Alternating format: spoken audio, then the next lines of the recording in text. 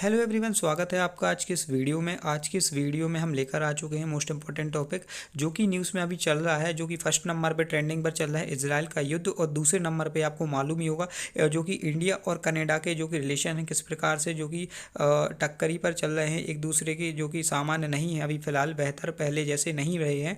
और ये जो कि दूसरे नंबर पर ट्रेंडिंग पर है, मैं इसके बारे में आपको डिटेल से बताने जा रहा हूँ। इस टॉपिक को अपन डिस्कस करने जा रहे हैं और किस प्रकार से जो कि इंडिया और कनाडा के अपने अपने डिप्लोमेट्स हैं जो कि आपसी में एक दूसरे के लिए अपनी अपनी टिप्पणियां किए जा रहे हैं। किस प्रकार से जो कि इस न्यूज़ के बारे में बात हो रही है हम आपको बताएंगे। अंतर्राष्ट्रीय स्तर पर ये न्यूज़ जा चुकी है, तो हम आपको बता देते हैं एफएटीएफ के क्या है। ये एफएटीएफ का मामला जो कि इंडिया उठा रहा है, अंतर्राष्ट्रीय स्तर पर उठाने जाने वाला है। इस प्रकार से यहाँ पे देख सकते हैं Canada withdraw 41 diplomats from India. और ये अंतर्राष्ट्रीय स्तर पर किस प्रकार से इस न्यूज़ को कवर किया जा रहा है आप देख सकते हैं, जो कि ऑफिशियल वेबसाइटों पर, अलग अलग वेबसाइटों पर ये न्यूज़ को कवर किया जा रहा है। फिलहाल हम आप बताते हैं इसको डिटेल से। इंडिया ने ऑर्डर कहा है Canada to remove 41 diplomats from Delhi embassy. Delhi embassy से क्यों निकाले जा रहे हैं 41 डिप्लोमेट्स। और फिलहाल मैं बताऊं, कनाडा ने भी इंडिया के जो कि एम्बेसी है कनाडा के अंदर, जो कि कनाडा ने भी क्यों निकाल दिए हैं अपने डिप्लोमेट्स, इंडिया के डिप्लोमेट्स को क्यों वापस पहुंचा दिया है और इंडिया ने भी वापस पहुंचा दिया है, तो इसके बारे में हम आपको बताएंगे। और किस प्रकार से जो कि हैं जस्टिन ट्रूडो हैं जो कि कनाडा के प्रधानमंत्री हैं, वो किस प्रकार से अपना बयान दिए जा रहे हैं इंडिया के ऊपर। हरदीप सिंह निज्जर जो कि किस प्रकार से ये मामला सुर्खियों में पकड़े हुए है। तो हरदीप सिंह निज्जर है जिसको ये कनाडा का एक नागरिक था, उससे पहले हालांकि ये इंडिया का एक नागरिक था और वो कनाडा में जाकर रहने लगा था। तो कनाडा ने सामने आकर एक बयान दिया है जिसने कहा है कि इंडिया डिप्लोमेट्स के थ्रू हमारा हरदीप सिंह निज्जर को मारा गया है, शूट किया गया है। तो ये जो कि अंतर्राष्ट्रीय स्तर पर कनाडा के जो कि जस्टिन ट्रूडो प्रधानमंत्री है, उन्होंने आकर ये कहा था कि भारत ने जो कि हरदीप सिंह निज्जर को मारा है और इस प्रकार से ये बयान दिए हैं। और फिलहाल इंडिया, और उन्होंने बता दूं आपके लिए, जो कि जस्टिन ट्रूडो ने कहा अपने इंडिया के डिप्लोमेट्स को वहाँ से बाहर निकलने की चेतावनी दी है, निकालने के लिए कह दिया है। तो भारत से जो कि भारत के डिप्लोमेट्स हैं वहाँ से निकल चुके हैं, लेकिन साथ में और जो कि जस्टिन ट्रूडो ने सामने आकर ये भी कहा है इंडिया ने वायलेशन किया है कहेगा बहिना कन्वेंशन है, जो कि एक अंतर्राष्ट्रीय स्तर पर जो कि अपने राजदूत होते हैं उनके लिए ये जो कि अपना रूल होता है, नियम होता है। तो उस प्रकार से इसका जो कि वायलेशन करा है इंडिया ने। तो इस प्रकार से जो कि जस्टिन ट्रूडो ने सामने आकर ये बात कही है इंडिया के बारे में। किस प्रकार से हम जानेंगे कि क्या होता है ये एम्बेसी के बारे में, ये बहिना कन्वेंशन का ये मामला। और फिलहाल अमेरिका ने भी सामने आकर कहा है, अमेरिका ने जो कि पक्ष रखा है, कनाडा का पक्ष रखते हुए कहा है कि इंडिया ने ये जो कि गलत किया है और बहिना कन्वेंशन का ये गलत मामला किया है और इंडिया वीज़ा को निलंबित कर दिया है फिलहाल, जो कि कनेडियन नागरिकों के लिए वीज़ा भी बंद कर चुका है इंडिया। तो किस प्रकार से ये इंडिया को काम करना पड़ रहा है कि वीज़ा भी बंद कर दिया है, डिप्लोमेट्स को भी 41 डिप्लोमेट्स को भी निकाल दिया है इंडिया वालों ने। तो क्यों कर रहा है इंडिया, तो इसके बारे में आज अपन जानते हैं। फिलहाल मैं बता दूं आपको, जो कि सबसे पहले जो हरदीप सिंह निज्जर की मौत हुई, हरदीप सिंह निज्जर है जो कि उसकी मौत हुई थी कनाडा में। और कनाडा ने फालतू का आरोप लगा दिया इंडिया के ऊपर, लेकिन इंडिया के ऊपर आरोप तो लगाया, साथ ही साथ कनाडा ने जो कि अपने डिप्लोमेट्स थे, इंडिया के डिप्लोमेट्स जो कि कनाडा में एम्बेसी रहती है, वहाँ से एम्बेसी को भी निकालने का ऑर्डर दे दिया। तो इंडिया के जो कि एम्बेसी थी वो पूरी इंडिया में वापस आ गई। और उसी दौरान इंडिया ने भी सामने से यही कहा कि हम भी 41 डिप्लोमेट्स को निकालने जा रहे हैं। ऑर्डर दे दिया कि आपको 20 तारीख तक यहाँ से निकलना रहेगा, इंडिया एम्बेसी को खाली करना रहेगा, कनेडिया एम्बेसी को, ठीक है, कनेडियन एम्बेसी खाली कर दीजिएगा हमारे यहाँ से, हम 20 तारीख तक का आपको आपका वो देते हैं, टाइम देते हैं, टाइम लिमिट। इसके बाद हम आपके लिए कोई भी सुरक्षा वगैरह नहीं प्रदान करेंगे। तो अपने अपने तरीके से अपने अपने जो कि एम्बेसी थी वो अपने अपने जो कि यहाँ पे एम्बेसी के वो पीपल थे वो अपने अपने निकल कर अपने अपने देश पहुँच चुके हैं, ठीक है। तो और फिर इसके बाद जो कि एम्बेसी के बाद फिलहाल मैं आपको बता दूं, जो कि अपने अपने डिप्लोमेट्स निकल ही चुके थे अपना। और साथ ही साथ इंडिया ने एक चीज़ और करी, एक चीज़ ये करी कि इंडिया ने अपने वीज़ा प्रोवाइड करना बंद कर दिया। मतलब जो कि इंडिया ने जो कि कनेडियन पीपल हैं उनके लिए, लोकल पीपल है, कोई भी पीपल हो, उनके लिए वीज़ा की एंट्री बंद कर दी इंडिया में आने के लिए। क्योंकि इंडिया से बहुत से लोग जाते हैं जो कि कनाडा में पढ़ने के लिए जाते हैं, बहुत से जो कि उनको अपने अपने जो कि उनके बिजनेस हैं उसके लिए कनाडा में रहने जाते हैं, तो इनको वीज़ा एंट्री देना प्रोवाइड करना बंद कर दिया। ठीक है, इस प्रकार से न्यूज़ है। और जो कि आपको मालूम होगा जयशंकर ने भी आके, एस जयशंकर साहब ने भी अपने यहाँ आकर जो कि उनने भी एक स्पीच दी जिसमें उनने कहा भारत और कनाडा के रिश्ते मुश्किल दौर में गुजर रहे हैं, इस प्रकार से गुजर रहे हैं। इस प्रकार से आके एक उनने अपना जो कि अपना भाषण दिया है, अपना उनने एमबीसी के बारे में बताया कि अभी अपने जो कि रिश्ते हैं फिलहाल बेहतर सही तौर पर नहीं हैं।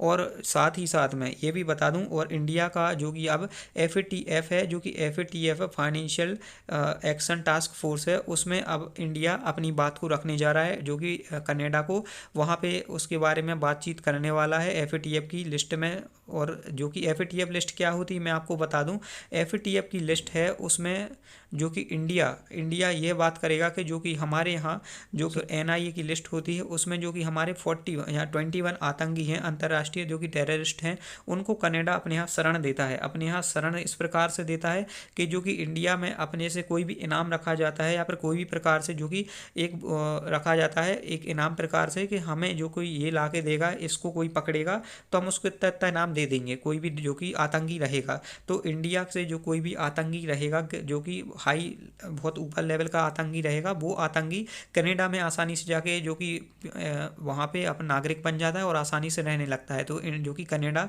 एक आतंकी वो बन चुका है, ठीक है, आतंकी देश बन चुका है जो आतंकियों को शरण प्रदान करता है। ठीक है, इस प्रकार से एस जयशंकर साहब ने कहा है, ये करने जा रहे हैं, जो कि FATF के जो कि अंतर्राष्ट्रीय मंच पर ये बात उठाने जा रहे हैं कनाडा के बारे में। और मैं आपको बता दूं कि जो कि F20 स्पीकर जो कि अभी G20 का एक समिट था, उसमें भी ये बात को जो कि यहाँ पे आने के लिए मना कर दिया था। यहाँ पे जो कि डिप्लोमेट्स कनाडा के वो भी नहीं आए थे इंडिया में, जो कि मीटिंग चली थी अभी हाल फिलहाल में। और आपको मैं बता दूं जो कि अभी कनाडा में फिलहाल अभी नवरात्रि का पर्व चल रहा है, कनाडा में भी यहाँ पे नवरात्रि में लोगों ने अपने वहाँ पे सेलिब्रेट किया, लेकिन साथ ही साथ में वहाँ पे खालिस्तानियों ने प्रोटेस्ट किया है कि यहाँ पे जो कि सिख कम्युनिटी के लोगों ने यहाँ पे खालिस्तान का ये प्रोटेस्ट किया है कि यहाँ पे आप नवरात्रि नहीं बना सकते हैं। तो इस प्रकार से ये प्रोटेस्ट हो रहे हैं कनाडा के अंदर, और कनाडा का जो कि सरकार है वहाँ पे कोई भी कदम नहीं उठा रही है इस प्रकार की प्रोटेस्ट करने को लेकर इंडिया के बारे में। और फाइनेंशियल एक्शन टास्क फोर्स क्या है? Financial action task force G7 का देशों का एक समूह है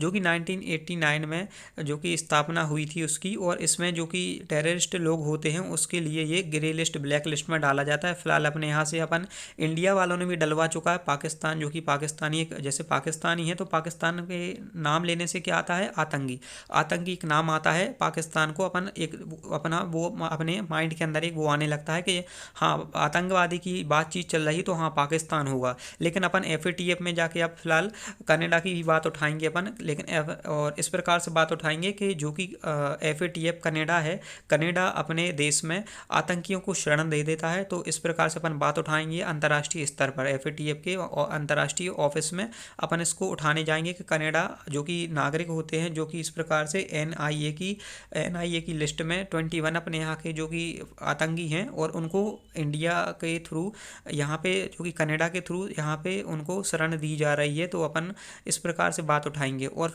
साथ में मैं आपको ये भी बता दूं कि जो कि कनाडा अपने डिप्लोमेट्स को, इंडिया के डिप्लोमेट्स को वहाँ पे वापस पहुँचा दिया है, और अपन ने भी 41 डिप्लोमेट्स को वापस पहुँचाने की अपन ने भी अपील कर दी है। और ये अपील अपन कब तक की है? अपन ने 20 तारीख तक का, 20 अक्टूबर तक का अपन ने समय दिया था।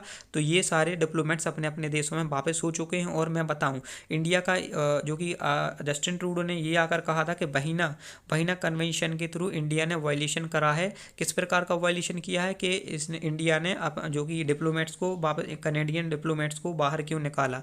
तो ये कनेडियन के जो कि जस्टिन ट्रूडो हैं ये अंतर्राष्ट्रीय स्तर पर इस बात को उठा रहे हैं। तो इंडिया ने भी सामने आकर ये कहा है इंडिया की तरफ से कि हमने भी कोई भी वायलेशन नहीं करी है बहिना कन्वेंशन की, और जो कि ये हमने वायलेशन किसी प्रकार का नहीं करा है। हमने सिर्फ ये करा है कि जो कि इंडिया के डिप्लोमेट्स थे तो आपने हमारे डिप्लोमेट्स को निकाला तो हमने आपके डिप्लोमेट्स को निकाल दिया। और आपके जो कि डिप्लोमेट्स हैं उतने डिप्लोमेट्स रखिए जितनी आपको ज़रूरत है, इतनी नहीं रखिए कि जितने हमारे डिप्लोमेट्स, जैसे कनाडा में 10 डिप्लोमेट्स हैं तो आप 10 ही को इंडिया में रखिए। ऐसा नहीं कि 10 डिप्लोमेट्स होने चाहिए कनाडा में इंडिया की तरफ से और आप यहाँ पे रख रहे हो 40 या 41, जितने भी आप बढ़ा चढ़ा कर रख रहे हो। वो इसलिए रख रहे हैं कनाडा वाले, फिलहाल मैं बताऊँ आपको, वो इसलिए रखते हैं क्योंकि उनको भी मालूम है कि हमारे इंडिया से बहुत से लोग हमारे यहाँ आते हैं, कनाडा में आते हैं, और इंडिया से बहुत ही कम लोग जाते हैं इंडिया में, जो कि इंडिया से बहुत से लोग आते हैं जिसलिए पढ़ने के लिए आते हैं, मेडिकल जो कि मेडिकल की पढ़ाई करने के लिए आते हैं।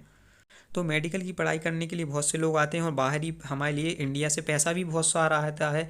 तो इस प्रकार से बहुत सारे ये अपने अपने डिप्लोमेट्स को बिठाल कर रखते हैं, जिसलिए इनको आसानी से वीज़ा एंट्री कनाडा के अंदर नागरिकता मिल जाए। तो इंडिया ने लेकिन एक पॉइंट इस प्रकार से खेला कि इंडिया ने वीज़ा एंट्री को बंद कर दिया। तो आपको वीज़ा ही एंट्री बंद कर देंगे तो आप कैसे आ जाओगे इंडिया में? तो आ ही नहीं सकते, और इंडिया के बाहर भी नहीं जा सकते।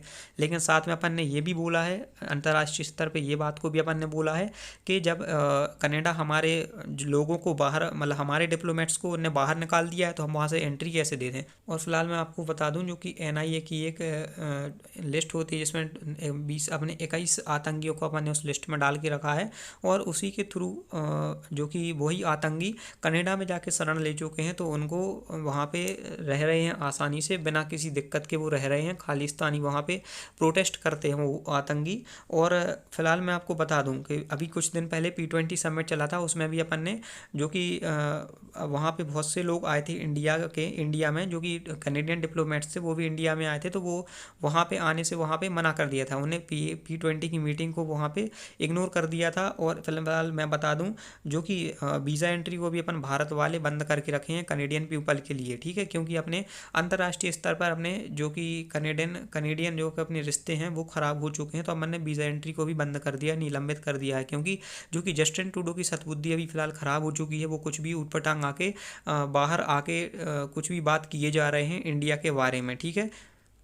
तो और अपन को मालूम ही है, क्योंकि अपने यहाँ डिप्लोमेसी बहुत अच्छी है इंडिया में। अपन उस सिद्धांत से हैं जिसमें महात्मा गांधी का सिद्धांत है। महात्मा गांधी का इस प्रकार से अपन सिद्धांत को मानते हैं कि अपन शांतिपूर्वक वार्तालाप करेंगे, लेकिन जब ज़रूरत पड़ी तो अपन लाठी का भी प्रयोग करना जानते हैं। तो उसी प्रकार से इंडिया भी कर रहा है कि आप शांति से हमसे अच्छे से बात करेंगे तो हम बात करने के लिए बिल्कुल तैयार हैं। बट जैसे ही आप इस बात को अंतर्राष्ट्रीय स्तर पर उठाएंगे या कुछ भी ऊटपटांग का आप बात करेंगे किसी भी हम देशों से, तो हम भी अपना जो कि हमें भी अच्छे से डिप्लोमेसी करना आता है। तो इंडिया उसी के थ्रू अपनी वीज़ा एंट्री को बंद करा है वहाँ पे, और अपने डिप्लोमेट्स को भी इंडिया से बाहर निकलने की सुझाव दे दिया है। बात इस प्रकार से दे दी है कि आप जितने डिप्लोमेट्स हमारे डिप्लोमेट्स कनाडा में रहेंगे, उतने ही डिप्लोमेट्स आपको इंडिया में रखने होंगे, ठीक है। आप ऐसा नहीं रख सकते कि 10 से ज़्यादा या हमारे यहाँ 10 डिप्लोमेट्स सिर्फ कनाडा में हैं और यहाँ पे आप सीधे 60 70 80 डिप्लोमेट्स रखे जा रहे हो इंडिया में, और अलग अलग एम्बेसी आप खुल कर रखे हो कोलकाता के अंदर या फिर कहीं भी गुजरात के अंदर या फिर पंजाब के अंदर। तो ये डिप्लोमेट्स आपको ये एम्बेसी बंद करनी रहेंगी। ओनली सिर्फ आप डिप्लोमेट्स जो कि आपकी ये डिप्लोमेट्स की एम्बेसी है, तो ये आप सिर्फ दिल्ली में खोल सकते हो। एक ही आप एम्बेसी खोल के रखोगे और आप यहीं से आप अपना पूरा काम करोगे। अलग अलग जगह पर कोई डिप्लोमेसी खोलने की कोई आवश्यकता नहीं है। तो इस प्रकार से इंडिया ने अपना सुझाव रखा है। और फिलहाल आपको मैं बता दूं कि यहाँ से बहुत सारा पैसा आपका मालूम होगा कि कनाडा में कम से कम टोटल पैसा आ जाता है। टोटल पैसा यहाँ से 180 बिलियन हर साल इंडिया से कनाडा के लिए स्टूडेंट खर्च करते हैं, ठीक है, वहाँ पे पढ़ने के लिए। तो ये बहुत बड़ा पैसा होता है, बिलियन 80 बिलियन का अमाउंट। और आपको मैं बता दूं जो कि ये 80 बिलियन का अमाउंट है अब धीरे धीरे कम होता जाएगा, क्योंकि अब बच्चे बाहर पढ़ने के लिए जाएंगे तो जरूर, लेकिन अब वीज़ा ही एंट्री बंद है तो वहाँ पे पैसा तो जाएगा, लेकिन धीरे धीरे पहुँचाएगा। कभी 1 साल में जैसे 20 बिलियन पहुँच गया, फिर 40 बिलियन पहुँचा, धीरे धीरे पहुँचेगा ये पैसा, ठीक है। तो इस प्रकार से ये पैसा भी कम जाएगा, बाहर मुद्रा डॉलर कम यूज़ होंगे, और अपने इंडिया में अपने यहाँ बच्चे पढ़ने के ज़्यादा वो करेंगे, आगे पढ़ने का सुझाव रखेंगे। तो इस प्रकार से ये टॉपिक था, अभी फिलहाल चल रहा है, तो मैं आपके लिए नेशनल जो कि न्यूज़ लेकर आ गया था। तो मैं आपको इसका पूरा एनालिसिस कर चुका हूँ। सो आई होप आपको वीडियो पसंद है तो वीडियो को लाइक करके चैनल को सब्सक्राइब जरूर कर लीजिएगा। So thank you so much.